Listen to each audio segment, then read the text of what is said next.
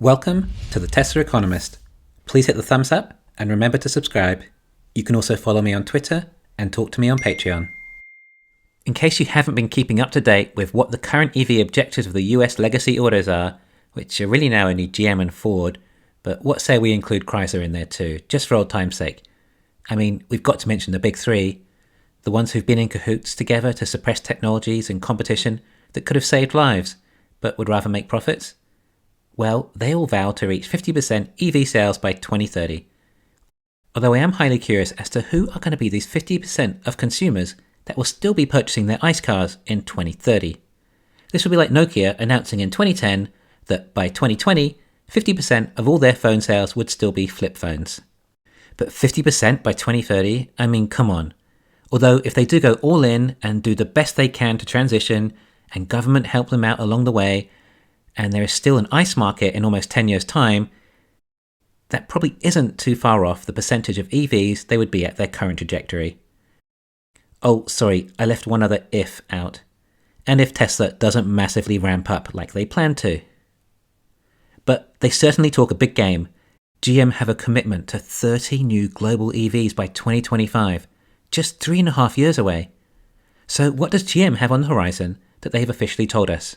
I mean, 30 new vehicles are a lot. Tesla only really sell around 4 right now, and they've been making EVs significantly longer. We're talking about less than 4 years' time. By that stage, Tesla should have the Model 2, Semi, Roadster, Cybertruck, and maybe a van out by then, but that still only takes Tesla to around a total of 8 or 9, not to mention that Tesla would have an order of magnitude larger battery supply than GM. But still, GM is saying 30 new models, despite how long it's taken them to get no new models out, since the infamous, or is it infamous, ugly little Bolt. The first on GM's list to launch into the US is their Hummer, a brand synonymous with the antithesis of emission-free, with a starting price of over $112,000, over twice the cost of a dual-motor Cybertruck. Obviously, most people can't afford it, but some people will actually buy them. And supposedly, they even got 10,000 pre-orders, compared to the Cybertruck, rumoured to be around 1.5 million now. Okay, obviously the Hummer was a joke, so what else do GM have lined up for us? Well, they have their Cadillac lyriq. Now, Cadillac isn't a particularly mainstream brand, positioned much more to the upper market segment. I mean, it's still trying to compete head-to-head with the Model Y, and starting at $60,000. Just check the interior. So many buttons. All Tesla try to do is remove as many buttons, levers, sticks, as much as possible. You might think that it looks nice, but less is more. Less means the car costs less to produce, it means there is less inside that can date, and it means there is less error. As Elon says, any human input is an error. Well, every button there requires human input. But some people probably think the screen may look cool, as it's so wide, but from a functionality perspective, you're better having one large screen so you can watch things like Netflix whilst the car drives itself. But chances are that screen in the Cadillac doesn't even come standard. Oh, and this car won't drive itself, nor have the ability to watch Netflix. So they have to make it look more impressive, rather than functional. Oh, right, and GM lose money on everyone they sell, so they probably don't plan on selling too many anyway. And the lyriq is meant to come out sometime next year. Right, so that's 2 models GM are launching. What's next? Well, it's the first ever all-electric Silverado. No joke, first time they've ever electrified the Silverado. I know it's hard to believe, which is why they like to point it out. And the car is rumoured to come out sometime in 2024, which will be competing head-to-head with the Cybertruck and the Ford F-150 Lightning, obviously lacking in every single specification when compared to the Cybertruck, which will also have a reasonable chance of self-driving by then. Okay, then what's next on GM's list of EVs for the US? None. That's it. Aside from a few mumbles about an electric Buick in China. Buick. When's the last time you respected someone for driving a Buick? I rented one in Vegas once. It felt like driving a boat. But okay, apparently the Chinese like the brand. Therefore, we're meant to expect 25 or so new models to all come out at the same time in 2025. This is what we're being told. Oh, stupid Tesla economist. They must be including their plug-in hybrid EVs too. I don't believe that's the case. On their own website, they imply they are based on the Ultium battery platform, and nothing is mentioned about hybrids. I mean, it is global, so perhaps I missed some more of the overseas brands. Well, yes, that's true, but they say 2/3 will be available in North America, which is still 20. we've only counted 3 or 4. This does not add up. I mean, they're just outright lying. They even say things like, the Bolt has led the charge in putting more drivers in electric vehicles. If you go to a Tesla product page, you don't have to hear any of this marketing spiel. You just get the raw specifications, something quite hard to find on any legacy site, because they cover it all with marketing, because their specifications are terrible. Everything from these legacy companies is just pumped marketing hyperbole. It's all they have, empty promise and outright lies. This is actually despicable behaviour. It's not just the public they're lying to or consumers, but their shareholders too. The unscrupulous behaviour may result in people investing in their company or not withdrawing their investments.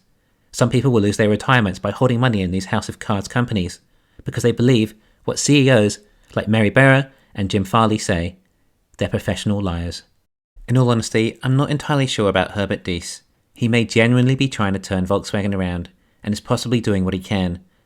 On the other hand, Volkswagen deserves to go under, after all their scandalous behaviour, along with all the other German manufacturers. Anyway, this is all GM have announced for their EV lineup by 2024. So even if we have 3 new models officially coming out by 2024, and one of them being pretty much the most expensive GM ever launched, save perhaps a Corvette ZR1, so 2 of them are pickup trucks and the other one is a Cadillac. Yet they have the audacity to say they will lead the electric revolution. Just more lies. Okay, moving on, we have Ford. Now they do have their Ford Mustang Mach-E that went head-to-head with the Model Y, and they used their most renowned brand, the Mustang, in their most popular vehicle segment, SUV crossovers, to give themselves every chance they could. They even made them in Mexico to save as much in costs as possible. In July, they only sold over 3,000 of them in the US, although some of these are still sitting on the car dealer showrooms floors.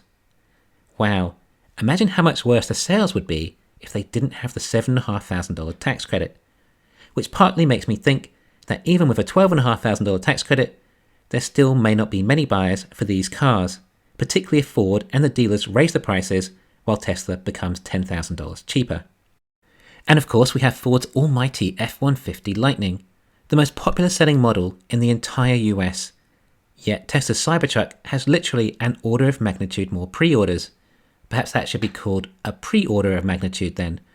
Yes, some people were convinced that Ford actually pulled it off and came out with something that is competitive with the Cybertruck. Ford just tried to confuse people in the launch. And they have made the Lightning very utilitarian, and as a pickup truck it may very well serve its application for many customers, until they actually start realising the specifications. For $53,000, you have no interactive screen, 230 miles of range with cloth interior. Remember, the dual-motor Cybertruck is under $50,000, with over 300 miles of range. But the F-150 Lightning has the world's biggest frunk, and that's what Ford will keep telling you. Forget aerodynamics, we don't need that kind of stuff. This is Ford tough. Just like our methamphetamine drug-dealing actor Bryan Cranston tells you. Even tough enough for hardcore murdering drug dealers, which is what he is mainly synonymous for, but ironically drove a Chrysler.